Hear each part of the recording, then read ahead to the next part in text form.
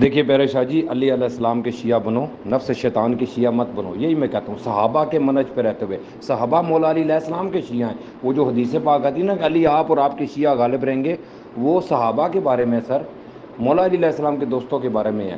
آج کل کے دور کے جو شیعہ اپنے آپ کو کہلواتے ہیں، وہ تو رافضیت کی کیٹیگری ہے سر، اس کی کیٹیگری اور ہے۔ آپ لوگ کدھر پھنسے ہوئے لوگ ہو؟ آپ لوگ تو کربلا کے بعد میں سارے ڈیولپ ہوئے ہو۔ جتنی یہ آپ کی ذہن سازی عقیدہ ڈیولپ کیا گیا ہے، کربلا کے بعد میں ڈیولپ کیا گیا، نفس شیطان اور من دون اللہ کے ٹریپ میں پھنسا کے آپ نے ضد بازی کی ہے صحابہ کے ساتھ، مولا علی علیہ السلام کے دوستوں کے ساتھ۔ اتنے پیارے دوست ہیں، حق چار یار، ابو بکر، عمر، عثمان، علی، مولا علی علیہ السلام ان کے ساتھ دے رہے ہیں، ان کی دعائیں کر رہے ہیں، ان کے پیچھے نمازیں پڑھ رہے ہیں، اپنے بچوں کے نام رکھ رہے ہیں ان پہ۔ یہ تو شیعہ سنی کتب سے ثابت ہیں۔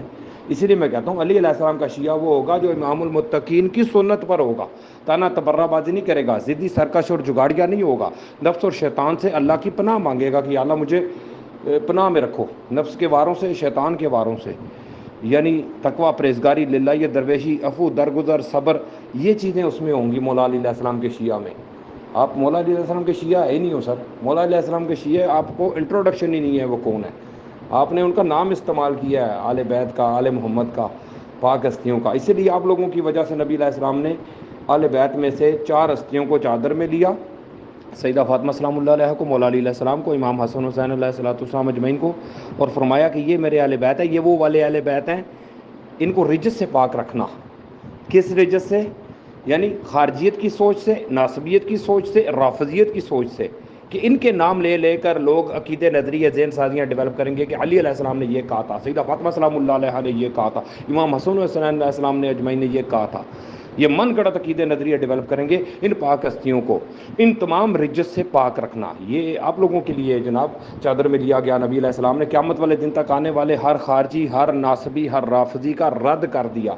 اللہ اکبر کبیرہ۔ ان پاک ہستیوں کو اہل بیت میں سے چادر میں لے کر، بیویاں بھی اہل بیت ہیں، بچے بھی اہل بیت ہیں، آل جعفر، آل عقیل، آل عباس، یہ بھی اہل بیت ہیں، آل علی۔ یہ دیکھیں نا ان چاروں کو کیوں لیا گیا؟ کیونکہ پیارے نبی علیہ السلام کو اللہ پاک نے بتایا کہ ان چاروں کا نام لے لے کر بندے مختلف قسم کے عقیدے، نظریے، ذہن سازیاں ڈیولپ کریں گے، تو ان پاک ہستیوں نے نہیں کہا ہوگا۔ یہ ان کی طرف بہتانات ہوں گے، ہر قسم کے بہتان سے، ہر قسم کے الزام سے، ہر قسم کے جھوٹ سے، کذب سے ان پاک ہستیوں کو پاک کیا گیا۔ اس لیے یہ 5 تن پاک ہیں چادر والی حدیث میں۔ 5 تن پاک کی میں آپ کو انڈرسٹینڈنگ بتاتا ہوں نا۔ میں تو سوچتا تھا یہ چاروں کو کیوں لیا گیا، اس لیے لیا گیا کہ پتہ تھا یہ بعد میں چیزیں ڈیولپ ہو جائیں گی خارجیت، ناصبیت اور رافضیت کی سوچ کے اندر۔ تو علی علیہ السلام کے شیعہ بنو، صحابہ علی کے شیعہ ہیں۔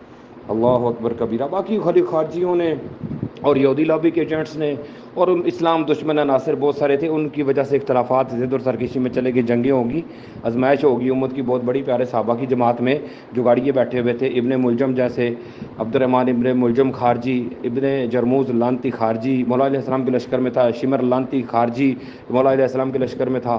تو ایسے صحابہ کی دوسری جماعتوں میں بھی بیٹھے ہوئے تھے، ٹھیک ہے نا سر؟ تو اختلافات کو ضد اور سرکشی ملے گی، آزمائش ہوگی امت کی، شیطان بھی گیم کرا دیتا ہے۔ یوسف علیہ السلام فرماتے ہیں مجھ میں اور میرے بھائیوں کے درمیان شیطان نے فساد مچایا۔ سورہ یوسف کے شروع میں یہی تو یعقوب علیہ السلام فرماتے ہیں میرے بیٹے خواب کا ذکر اپنے بھائیوں سے مت کرنا، ورنہ شیطان کوئی چال چلے گا، کیونکہ انسانوں اور جنوں کا یہ مشترکہ دشمن ہے۔ آدم علیہ السلام کو سورۃ الاعراف کی 10 سے 25 نمبر آیت میں پڑھیے گا کہ جنت سے نکلوانے والا شیطان، ان کے کپڑے اتروانے والا شیطان، وہ پتے لپیٹنے لگ پڑے۔ اللہ پاک فرماتے ہیں کہ شیطان اور اس کا لشکر تمہیں اس جگہ سے دیکھتا ہے جہاں سے تم اس کو نہیں دیکھ سکتے۔